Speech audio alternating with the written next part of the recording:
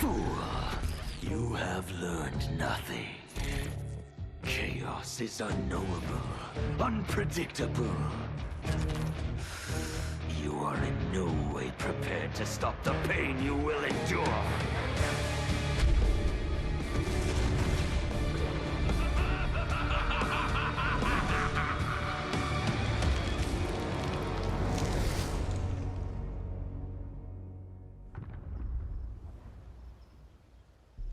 Hello all, welcome back to I Suck at Video Games. In today's video, we are looking at the Mortal Kombat 1 expansion pack / DLC story add-on Khaos Reigns, which was released in September of 2024 by none other than NetherRealm Studios. Now, some of you may know that the first long format video I did on the channel was actually on Mortal Kombat 1 and its main campaign. The video was nothing but a product of boredom and spare time and got about 950 more views than I was originally expecting, so from there I began making more videos, and the long format videos always seem to do the best for this tiny little channel, and I think that's pretty cool. So while I debated not doing a video on the expansion of Mortal Kombat 1 because it is just an expansion after all, but by virtue of the original video being my most viewed video on the channel and also the expansion itself quite honestly being expensive as shit, I figured why not. So here we are with Khaos Reigns, the second half of the Mortal Kombat 1 story that was originally teased at the end of Mortal Kombat 1's main campaign. Honestly, I thought that teaser there was going to be the focus of like a sequel game, like a fully fleshed out story and not just a DLC,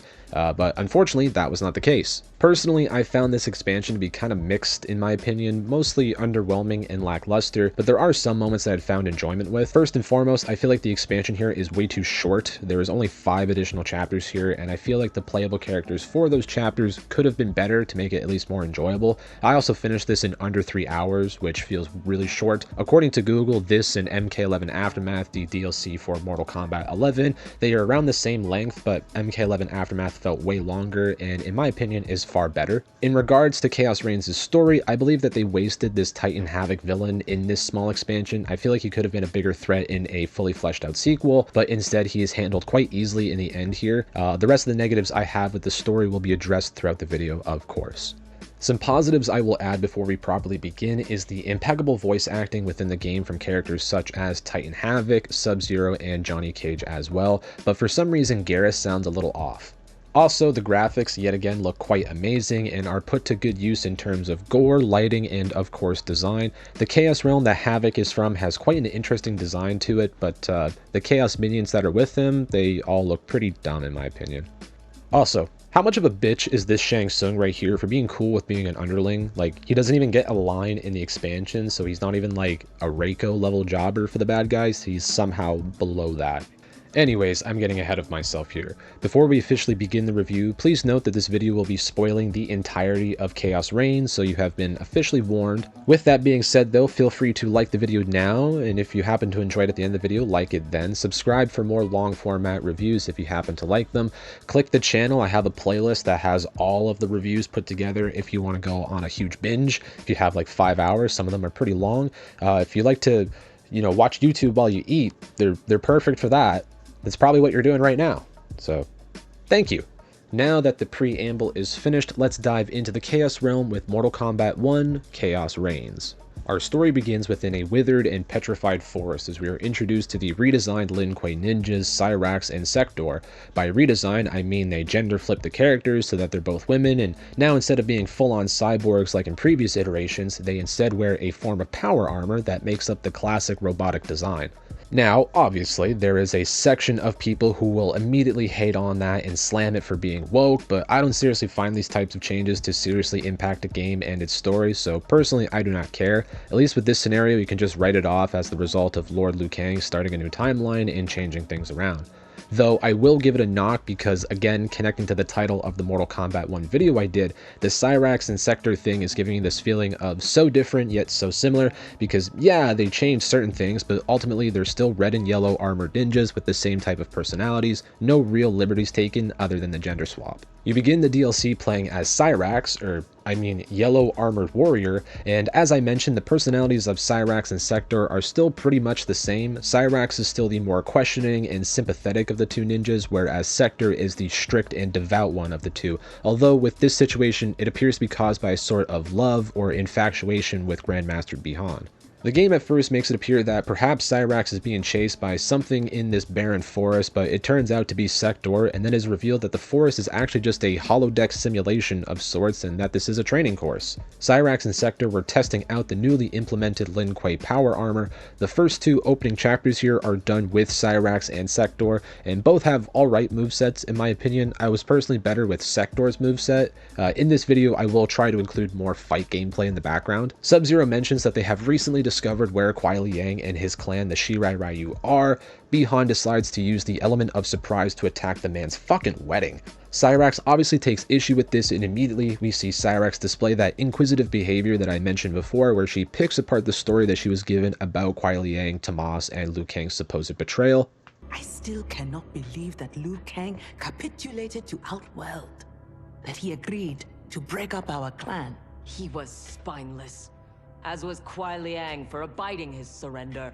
They gave up on the Lin Kuei, but we will not. Go, begin attack preparations.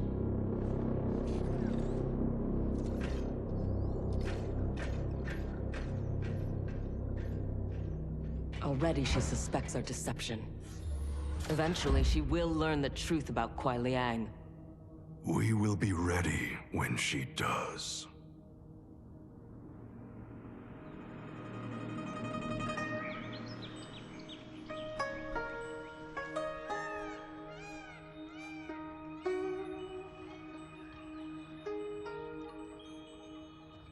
Then we are transported to the wedding, where we are reintroduced to the Fellowship of Heroes from the main story, such as Raiden, Kenshi, Johnny Cage, and it's almost time for the wedding to commence. While we know the attack on the wedding is obviously inevitable, I will say NetherRealm did a good job at adding tension to this wedding scene, with the cuts to other ninjas and attackers getting into position. Also seeing Scorpion and his wife Harumi walking down the aisle together adds to it quite well. For me, the tension of this wedding falls solely into the fate of Scorpion's wife Harumi, because obviously it has been the standard in the lore that in every iteration of the character of Scorpion, that woman dies, and probably pretty horribly. I was like not on the edge of my seat or anything, but it did keep me thoroughly engaged throughout the chapter, at least specifically at this part, and I also had this feeling or hope that this is where the Chaos Minions and Lord Havik would attack and possibly kill her that way, and causing this want for revenge, but ultimately that's not how it happens. Though the wedding is attacked, Johnny Cage makes a Game of Thrones reference, and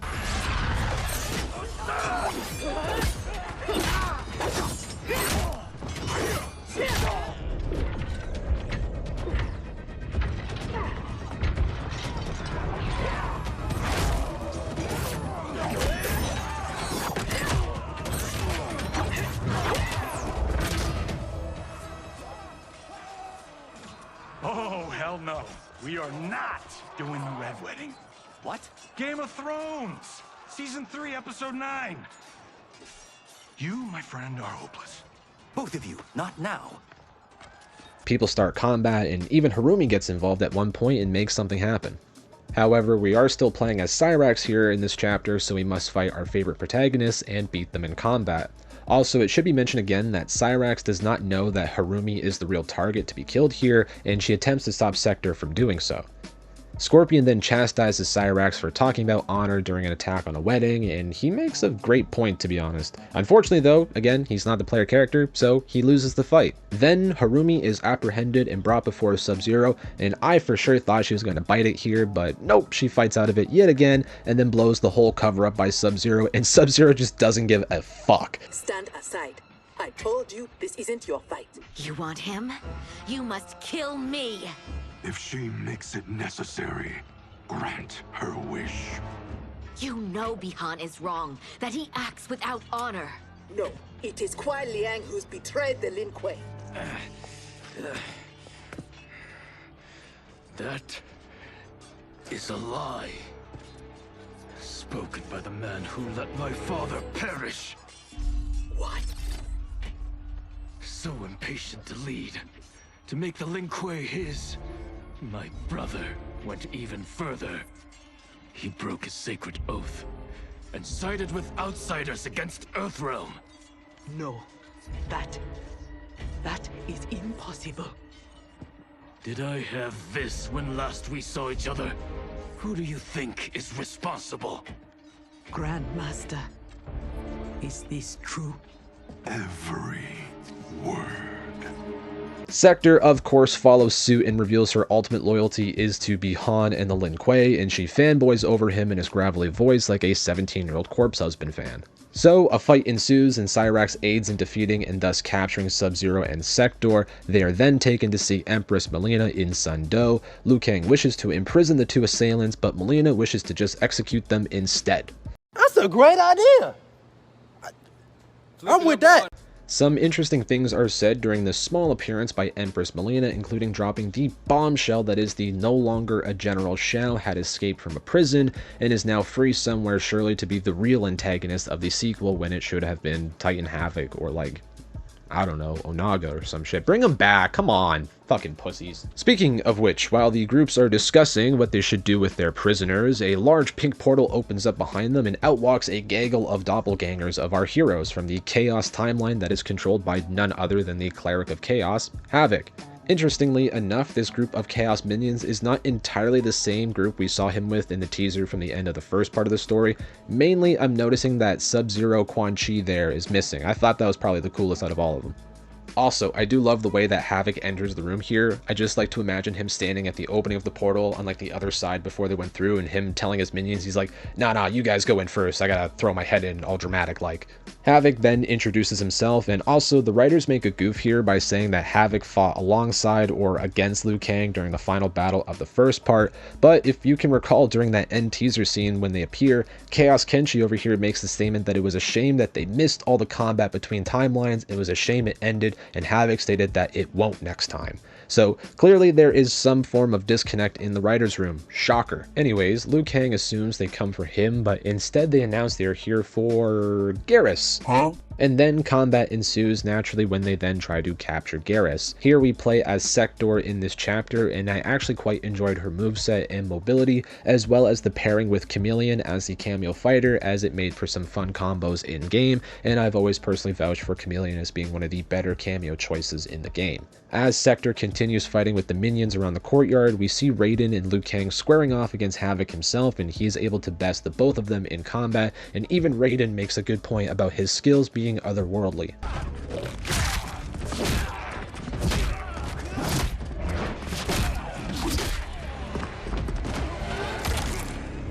His skills, they're unnatural.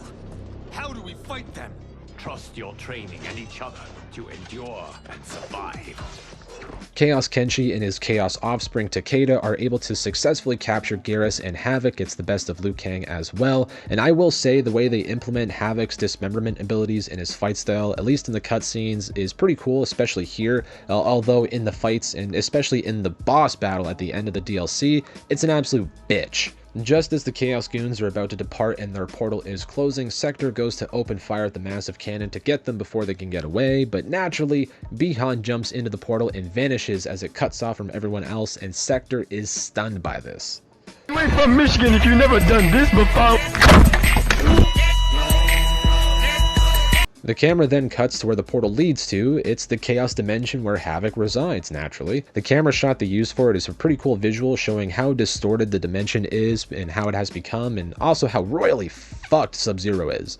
It then cuts back to Outworld where our heroes in Sector are licking their wounds, and Kitana and Liu Kang both vouch for Sector to be allowed to help them in their fight against Chaos when they're trying to talk to Empress Melina. Then we immediately cut back to the Citadel of Lord Havik, where Sub-Zero Bi-Han is being dragged towards an inner part of the Citadel, where we see nothing but mounds and mounds of dead bodies, specifically other versions of Geras, so things are not looking good for our boy here. Reminds me a lot of Emesis Blue, if anyone's seen that on YouTube. We see our boy Geras being suspended and having something being extracted from him. Specifically, those are his time crystals. Sub-Zero is then strapped into a table and then gets the classic villain monologue from Lord Havik, in which he explains his Infinity Stones.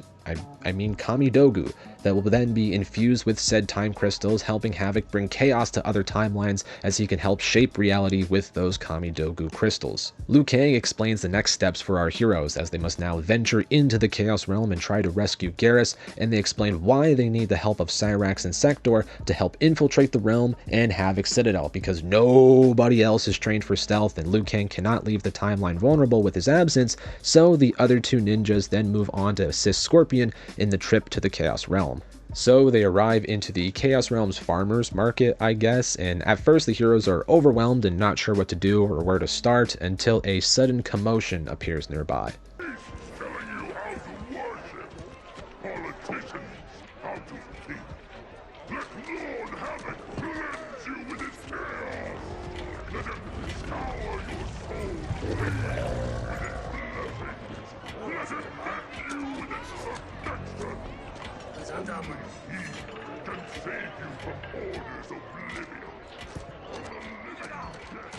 It is madness. We must find Geras in this.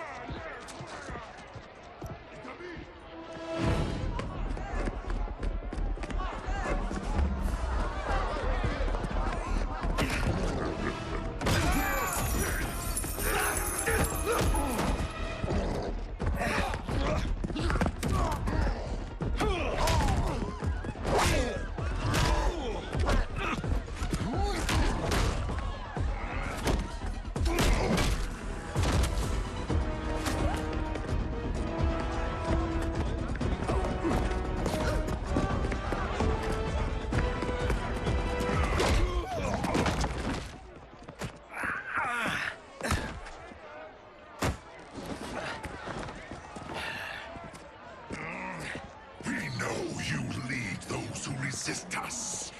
Lord Havik wants their names. Quit beating your gums. He's getting nothing from me. Once he breaks the cryomonster, you will be next. Name: Jonathan Cage. Rank: Lieutenant Colonel. Serial number: piss off.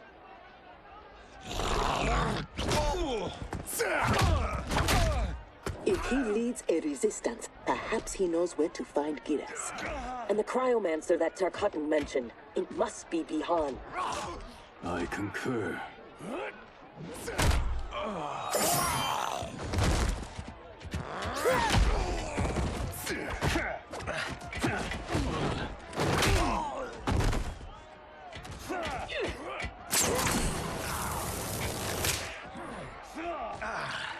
Welcome to the party, baby doll. What's your name? Call me Sector. I'll call you anytime you want. That's right, we get a variant of Johnny Cage, Lieutenant Colonel Jonathan Cage to be exact, who is a standout in this section in my opinion. I really love the fact that NetherRealm just gets Andrew Bowen to do his thing and kill it effortlessly as Johnny Cage. Unfortunately though, you don't get to play as Colonel Cage here, but he is your cameo fighter for this section of the game. I would complain about it, but it is just Johnny Cage, so I mean, it's not a big deal, but at least he does stick around for the rest of the story. I think Jonathan Cage is a fun character because this version of Johnny Cage that we've seen transition from Mortal Kombat 9 to Mortal Kombat 11 is an actor turned special forces operative with powers that were the result of being a descendant from a race of specially bred warriors in the Mediterranean with godlike abilities, which also then led to the relationship with Sonya Blade and having a family as well, and we know how that ends up with Cassie Cage. In Mortal Kombat 1, I thought it was neat that they decided to strip him down to just being a very competently skilled actor who was married to someone else and had no connection to the military or Sonya Blade. In Mortal Kombat 1, Johnny Cage also demonstrated that he was a well-educated and not arrogant like an MK9, judging by his knowledge of Sento. So now we have a version of Cage that is pure military and none of the special powers. He is still perhaps not educated on the way of things in the other realms, obviously, but is still very capable in combat. It goes to show just how versatile the character of Johnny Cage can be. Anyways though, after Jonathan Cage tries to introduce himself and get things explained, we are then greeted by Rain, only this time he is former Emperor Rain, which is sick in my opinion. He was always a underutilized character in previous Mortal Kombat games in my opinion, and this expansion also gives them an excuse to have some great voice acting from Noshir Dalal. I am Rain. No need to use my title, as I no longer have an empire. Havik has taken it. I assume you're among his latest victims. You do not yet seem the worse for wear. Havik arrived recently in our timeline, kidnapping a being who is key to his plans to destroy it. We are here to retrieve him. We've been trying to take Havik down, but we've got shit to show for it. Our attack on his citadel was a bust. A lot of folks died. Rain's wife, Tanya, Got captured. Rain explains that he must save his wife Tanya from Lord Havik before she is forced to fight in his deadly arena. Given that the crew here is also looking to save some people from Lord Havik, they agree to work together to rescue Tanya since she also has knowledge of the Citadel's layout and can get access into the Citadel to help rescue Geras and also Sub-Zero, though they stress to Sector that he is secondary to the mission. They then try to infiltrate the arena to rescue Tanya, but as they are preparing on an upper level of the arena, Chaos Kenshi and his version of Sento sense that something is off and are able to physically detect the intruders and then thrust them into the arena after Havik publicly announces their presence to the crowd of other Haviks. What's happening?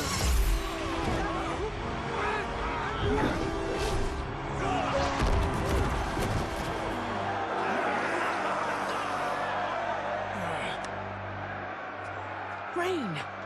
What are you doing? You shouldn't be here. Without my Empress, I am not an Emperor. You celebrate too soon. This fight is just beginning. Who are they? They're friends, Tanya.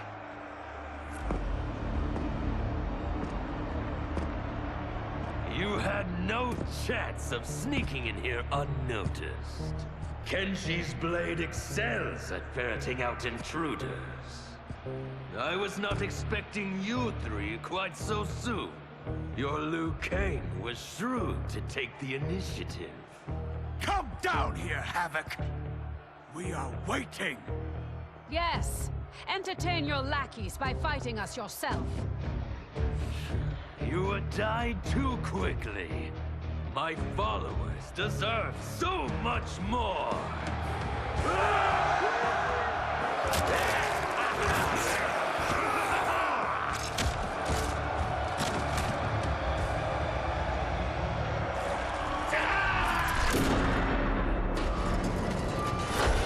The gate opens up and combat begins with our heroes fending off a wave of attackers, including more chaos versions of our heroes and foes. And here I will admit, I don't really like using Rain, to be honest. He is very slow and his attacks don't feel like they have a far reach, and can be quite annoying when the PC decides to be quite ruthless against you. I will say I like his defensive capabilities though. The heroes are then driven into the tunnels of the arena thinking they are in pursuit of the exit, but will come to find out that that is not the case as revealed by Lord Havik to the player. I'll admit what they find in the tunnels kind of throws me for a loop. They are then trapped again by Lord Havik and forced to fight more goons, and Rain and Tanya specifically are forced to fight the successors of the throne in place by Lord Havik, Empress Li Mei, and her husband, the always a threat, Reiko.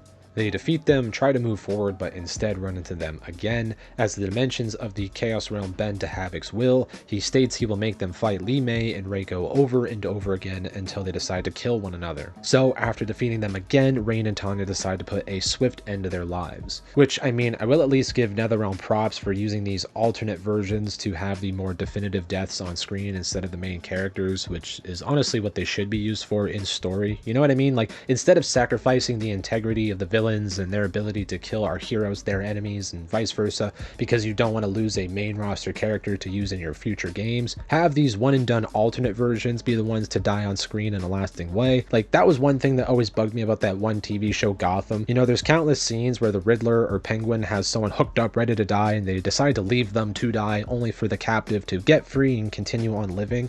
Anyways, they move on to find Sector and regroup to find a way forward, and once they find her, Havik immediately decides to block them again and acts like Billy the Puppet from the Saw movies as he's like, "The challenge is simple, open the door!" Only for the walls around them to immediately begin to start closing in like the trash compactor scene in episode 4. Sector tries to open the door but fails in doing so. The clock is ticking and the heroes have to make a decision to get forward. And here we get a very touching and sad and totally gruesome scene that I will let play out because Noshir Dalal and Charisse Booth, who is the voice of Tanya, both give a pretty good performance in this scene. Tanya, if Sector opens the door, go with her. No! I won't. You must. I cannot hold these back much longer. I won't escape. Rain, You need to survive. Get Sector's allies into the Citadel. No! We vowed never to leave each other's side. We also vowed to preserve the Empire. Hurry, Tanya! Every day, you remind me why I chose you. Go, Tanya. Please.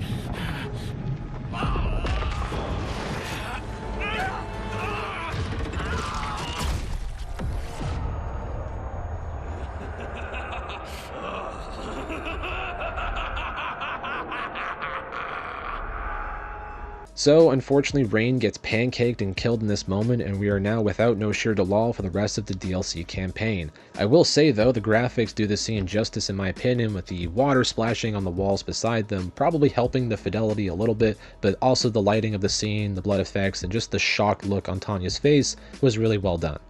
We then cut to the other group within the tunnels, and I may have forgot to mention, but they got split up now, so we're with Scorpion, Cyrax, and Lieutenant Colonel Cage now. Sorry. We get more of this discussion between Cyrax and Scorpion, where she wishes for understanding and gives thanks for sparing her life, to which Scorpion scoffs and says it was simply the wish of his new wife. Scorpion calls BS to the fact that Cyrax would just blindly believe the words of Sector and Sub-Zero when they said that Scorpion and Smoke betrayed them, and Cyrax made some good points until you really think about it, and then it ends on a pretty cringy line in my opinion. These corridors go on and on like my old CO. Damn, Major Blake could talk. I understood that reference. I realize I have not thanked you for sparing me. Thank Harumi. It was her request. I do not expect forgiveness, but I do expect understanding. The lies told to me. How long have we known each other that you could ever believe You vanished without explanation. Bihan, my Grand Master, gave me one. It made no sense, but then nothing about your departure did. You blame me for your actions? Is that what you're saying? No. I am saying I am not a machine. I am human, and humans make mistakes. We will finish this later. Like, she says that they just vanished and that Cyrax was forced to just follow what Sub-Zero told her, but like, that does not fully absolve you of just blindly following the lies of what Sub-Zero said. If the departure truly made no sense to you when you heard it, like you said, why not just make the effort to do some recon and find out for yourself, especially when you said, again, that it didn't make any sense. She didn't do it because the plot demanded it, so I digress. Also, I can't tell if the writers had that last little bit as a way of telling the fans they were doubling down on Cyrax and Sector being humans now and no longer robots like in previous iterations, or if this was a way to foreshadow something happening maybe specifically to Sector if she becomes a cyborg in the next game. Perhaps a new cyber program gets kickstarted by the fact that Cyrax was insubordinate and didn't follow orders at the wedding. We then cut back to Tanya and Sector making their way through the halls, and they attempt some character work between the two and have some dialogue, but I really wasn't feeling it for some reason. I don't know. Then something absurd happens.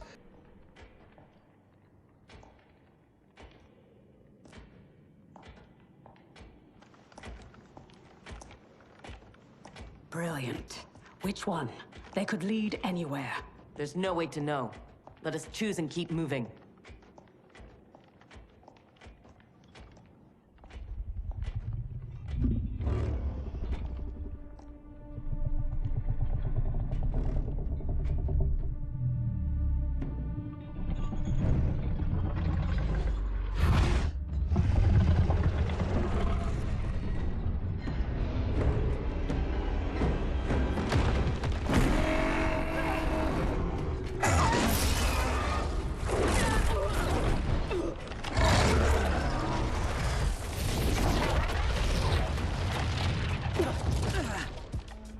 That's right, there's a dragon in the dungeon that is there to eat the arena combatants, as it is revealed that all the paths in the arena's tunnels converge here, with the dragon named Orin feeding on those who enter. Were dragons always in Mortal Kombat? Like, I know Onaga, again, I mentioned him earlier, has wings, and I know Natara has wings, but they always refer to her as a vampire, so it's not really a thing.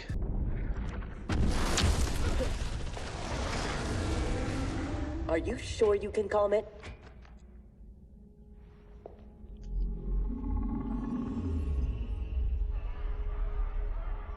He must also be a telepath. It would seem. Read their thoughts.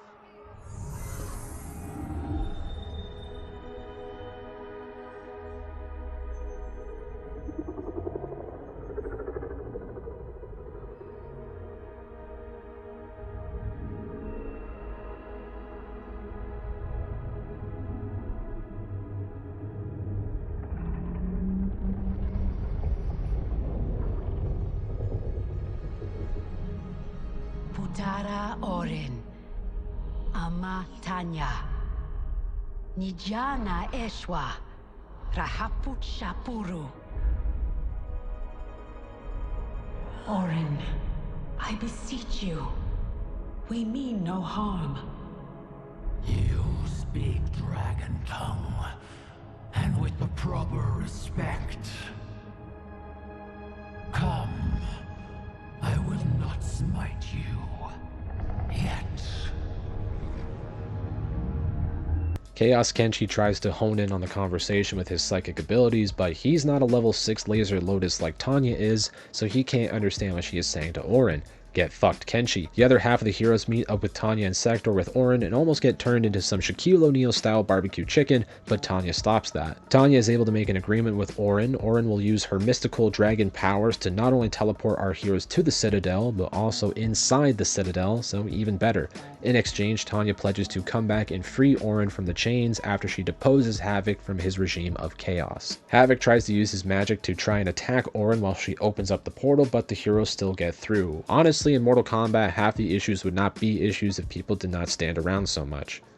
So here, we are now inside the Citadel once more, as this was the location that Bi-Han found himself after jumping through the portal back in the first DLC chapter.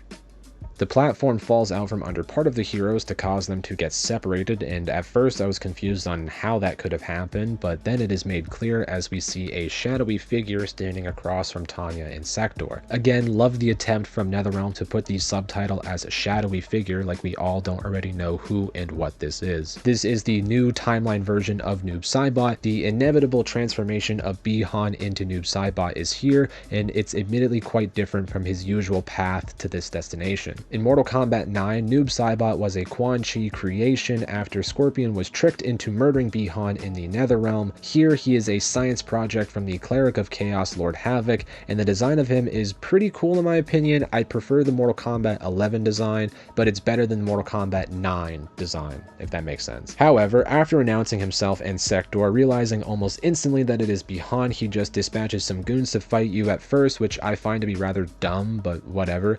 You have to fight Chaos Lord Raiden, which should be a bigger deal. No, also I say Lord Raiden because this Chaos alternate is of the Travis Willingham version of Raiden, which is older Raiden, not the young, fresh-faced Raiden from Mortal Kombat 1's main campaign, who was played by Vincent Rodriguez III. Oh, and the guy from the cover of Sunset Overdrive is here too. That design for Johnny Cage looks fucking stupid. You defeat them, and then they have this pretty cool entrance for like a Chaos flip version of Liu Kang, and again you feel like, oh man, maybe this is going to be a big fight, and it's not, and you beat him just as easy as you did as Chaos Lord Raiden. The group then reconnects and Sector announces that they have found Bi-Han, and Scorpion is not at all surprised by the fact that they have joined forces with Havik, and Sector has to plead and reiterate the fact that he has been corrupted by some evil force. Who then decides to show up? Noob! So then Sector and Tanya have to intervene and have to fight Noob Saibot. He is a tough opponent, but the fight itself, again, not that much more different than any other fight so far. The only difficult fight in the DLC is the boss fight, which we are quickly approaching. Also, another thing about this fight with Bi-Han in particular, I feel like we, the player, should have been Sector, not Tanya, because it had been at least teased and shown that she clearly has some feeling and strong connection towards Bi-Han, and by all means, she was the only one advocating for his safe return on this mission.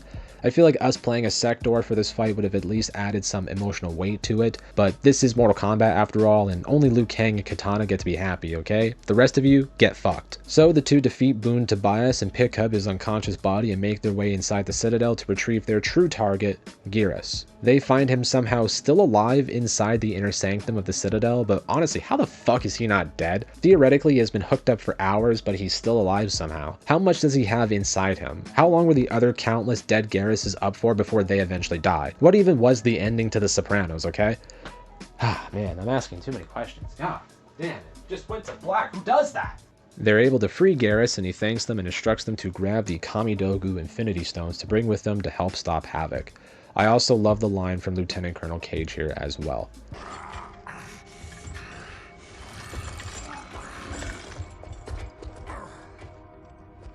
When you are ready, we must leave. And take the Kamidogu as well.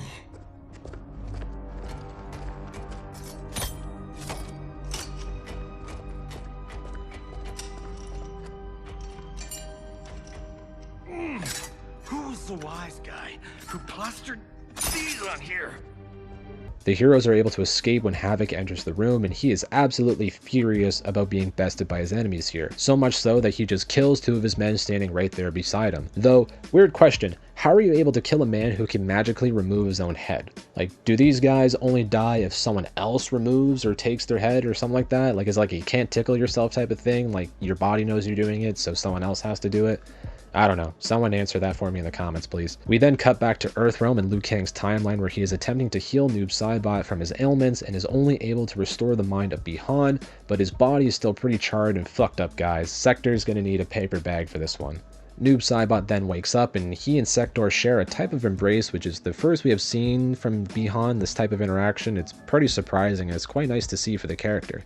Scorpion then leaves with the box of Kamidogu, and Liu Kang then has a discussion with Bi-Han as he asks for the details of his imprisonment, where it is revealed that Havik knows everything that Bi-Han knows. All the tactics, all the locations, defenses, and worse, he is now aware of the portals in the Ying Valley that were used in the main game's campaign. Havik is going to use those portals to quicken the time it will take to take over the timeline and sow chaos amongst the realms. This discussion is then cut short by an attack on Havik on the compound.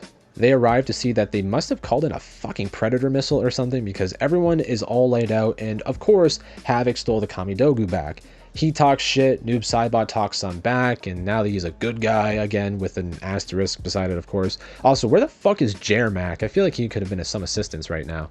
Also, I have been jokingly calling the Kamidogu the Infinity Stones because they're like the same amount of them and they're all the same colors as well. But there's no Infinity Gauntlet here, brothers. Havik just implants them things right in his fucking chest. So fucking metal. He then leaves and orders his minions to destroy you, and then he is off to Ying Valley to then sow chaos, because that's just what he does. So here, we are now in the final chapter of the DLC campaign, and we are playing with my new favorite character of the DLC, Noob Saibot. You get to wrap up the story of MK1 playing as Bi-Han. His moveset is a personal favorite of mine in the game and easily the best to get used to in the DLC in my opinion. Ironically, the first fight you have as him is against the Chaos versions of Cyrax and Sector, but I still maintain that these should have been the cameo ones from the base game, like, you know, those robotic looking ones with the retro designs y'all got. Also, I should mention that within this portion of the chapter, your cameo fighter is Scorpion, so it is nice to see the brothers fighting alongside each other once more. I still hate the fact that NetherRealm really pads the length of this DLC by making you fight both guys in a row. Like, you'll fight character 1, right? In this scenario, it's Chaos Scorpion, or before with Empress Li Mei and Reiko. After you fight and win, they just bog it down by making you fight the other half of the equation, like the cameo fighters specifically. In the main campaign, the cameo fighters existed as if they were in the fight to begin with. You defeated the main fighter. When the cutscene played afterwards, the cameo fighter was defeated too. I just found it lazy here, and that is probably why the MK11 Aftermath DLC is leagues above this one. Also, that one had Fujin. Anyways, Bi-Han is also not a fan of this story mechanic either, so he decides to solve my problem by simply brutalizing them by giving one a hemicorporectomy, and decides to draw and quarter the other. Damn, NetherRealm, that's the shit I'm talking about here. Kill off the alternates, they look awful to begin with. However, Liu Kang and Scorpion both chastise him for that, as they could have been interrogated them for information. Oh well, one less dude to deal with in the future is all I'm seeing. We then cut to the Ying Valley as we quickly approach the finale of this DLC, and the bad guys are opening the portals, and at that moment Liu Kang and his heroes arrive with the music swelling up and kicking some serious ass. And wait, freeze. This shot is cool and all, with the heroes being here, and even with the main fellowship from the main story, people like Ashra and Saiza, that's cool and all.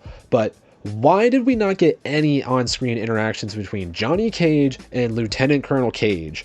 That's a missed opportunity, NetherRealm. Holy shit. The massive combat commences and things are getting serious as Havik begins to focus on the portal. In this section, we are still playing as Noob Saibot, but we are now joined by Liu Kang as our cameo fighter, as we now fight towards Havik, which means we have to go through his closest henchmen, which includes Chaos Kenshi and his son Takeda. After defeating them, Noob Saibot drops this borderline 80s action hero line that kind of took me out of it, I won't lie. I am entertained. Are you? Then the men move in towards Havik, and as Noob Saibot says, only one battle remains. The two confront the Cleric of Chaos and he buffs them off for trying to stop him, and then he does the funniest thing in my opinion as he starts ripping off his own arm so that it will spawn a new minion to fight, and then the minions start doing it, so then the heroes get overwhelmed. And before the fight actually begins, as Havik is having this short monologue about how Bi-Han won't be able to defeat him, and all while this is happening, he is still holding an arm as he just tore it off, and the fingers on the arm are pointing as if it's still attached, and I just thought that was a great touch, I gotta say. After that ensues, Havik seems determined to square off with Liu Kang, Titan against Titan, as apparently according to him, this is how it always ends in every other timeline. But Noob Saibot tags in and announces that things will be different this time, and Liu Kang tries to stop him and step in and claim it's all ego and hubris. But anyways, here we are now, finally here, the final boss, Lord Havik. The boss fight itself, pretty dang hard, I won't lie. I think it took me under 10 attempts to do, but they're all equally frustrating. It took me roughly 6 to 8 minutes to complete it, which for a fighting game I feel like can be a long time. Havik has some moves that I would say are cheesy, maybe a bit spammy, like this fucking Care Bear stare he does, firing this ultralight beam out of his chest, and you find yourself maybe on a roll and you're beating the shit out of him. You get him down to low health, maybe you got to do the fatal blow, and right when you're about to do something, he will do this funny thing where he just fucking implodes, and it will do a considerable amount of damage to you, but nothing to him. Nothing, not even a smidge. Personally, I found him to be the middle ground in terms of toughness between Kronika and MK11, who was an absolute bitch to fight against, and also Shang Tsung from MK1, at least the base game of it, who was honestly kind of a pushover when it came down to it, which again is further reason that I feel like this story, and especially the character of Lord Havik, should have been saved for a proper sequel, one with a better story and plot motivations and less dumb characters being dumb. Like, Bi-Han absolutely doomed himself by jumping through a portal like a fucking idiot. Note to self, kids, don't ever jump through a portal if you do not know what's on the other side of said portal. The trick I found in this fight is to spam the old uppercuts method at times, but also really utilize the fatal blow that Noob Saibot has, as it feels like it's nearly impossible to block. So once the two men finally defeat Havik, Noob Saibot summons those demon tentacle things from the old game The Darkness, if you guys remember from like the 360 PS3 era. These tentacles keep tearing off limbs from Havik, and my only question is, why is there no Haviks being spawned from this, you know? Like before, is it only because he has to think of it while he does it? He has to kind of activate like the spell or the magic thing to do that,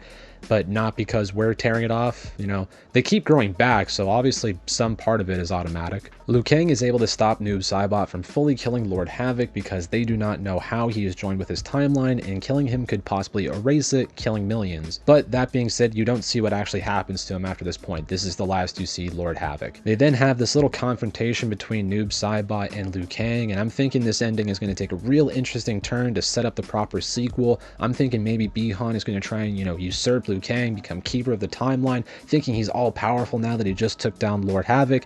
But no, it's over in about the time it took me to just say that sentence, as Geras does this little time freeze thing, and that's it. The whole situation's over.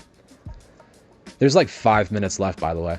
Sector is then allowed to leave because at least she helped out with the mission. Liu Kang says to her that he will see to it that she is pardoned for all that happened before, mostly pertaining to the attack on the wedding, but also reiterates to her that with any further transgressions as the acting grandmaster of the Lin Kuei, she will be punished, or I guess the group will be punished. Bi-Han is then encased in a coffin or status tube of some sort and will be at the Temple of the Elements, where I guess someone will keep a close eye on him, but I am sure we'll be seeing him in the near future, most likely in the sequel. The final scene of the DLC expansion story is between Cyrax, who we began the expansion with, and Kuai Liang as they discuss her future.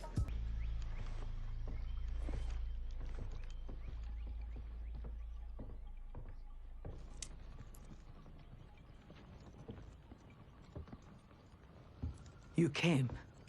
Thank you. I promised a decision, and I have one. Before you share it, may I say one more time that I You fought well against Havik. You also saved my life. But that is... Not enough. I understand. But that is not all. I had no business judging you for believing Bihan's lies. I too was taken in. It is he, and he alone, who deserves my ire. You, however, deserve an invitation.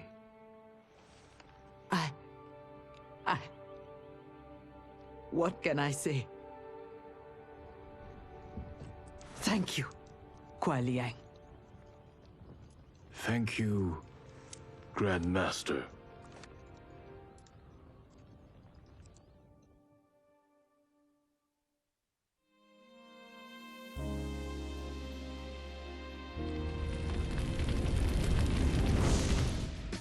And there you have it. That is the story for Mortal Kombat 1 now complete. The game ends with Cyrax officially being forgiven by Scorpion and invited to join the Shirai Ryu, and she gladly accepts.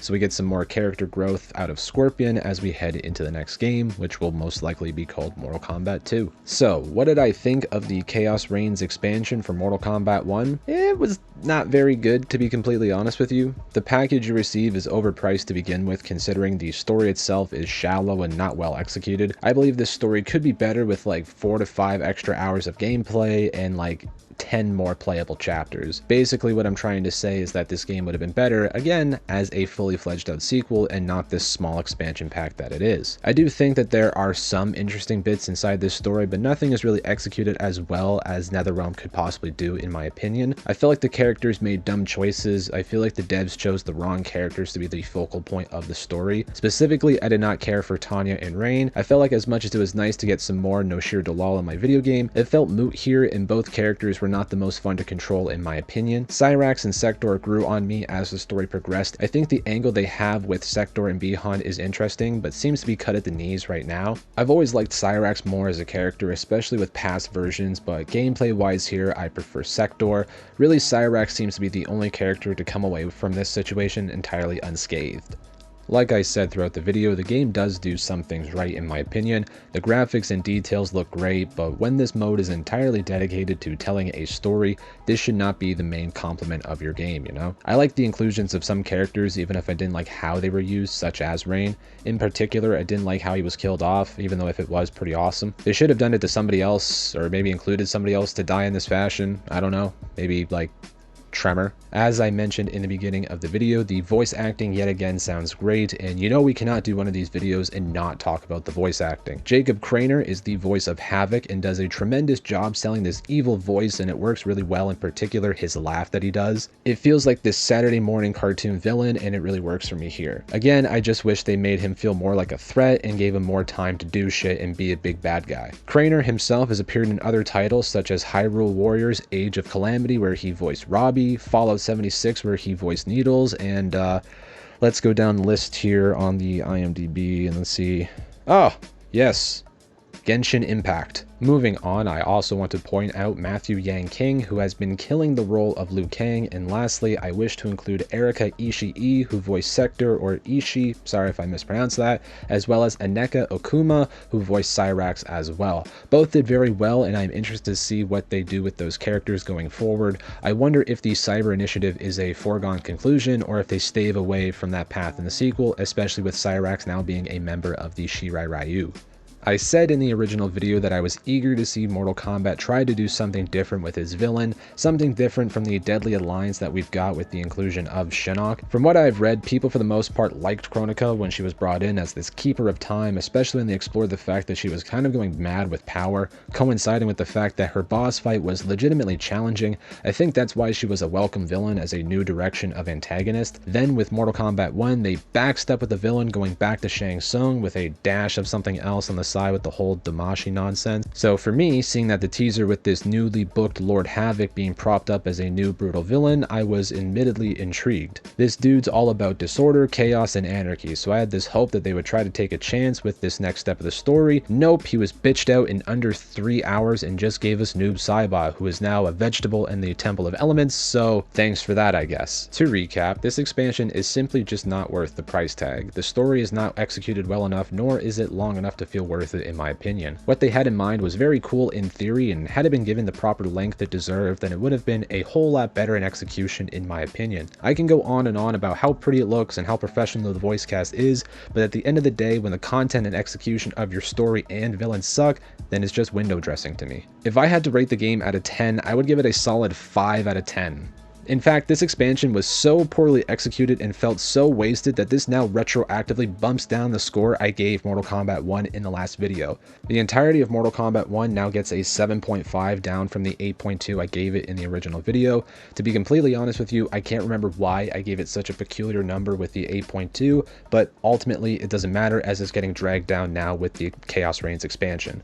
I think I looked down upon it more because Aftermath was such a good expansion for Mortal Kombat 11 that I feel like NetherRealm really just fumbled heavy here with Khaos Reigns. But after all, that is just my opinion, so please feel free to let me know yours in the comments section below. And if you're watching to this point in the video, I really do appreciate you. If you happen to enjoy the video or agreed with my thoughts on Khaos Reigns, feel free to hit that like button as it helps in motivating me to continue making more content. If you're new here and happen to like long form review content on video games, then might I suggest subscribing.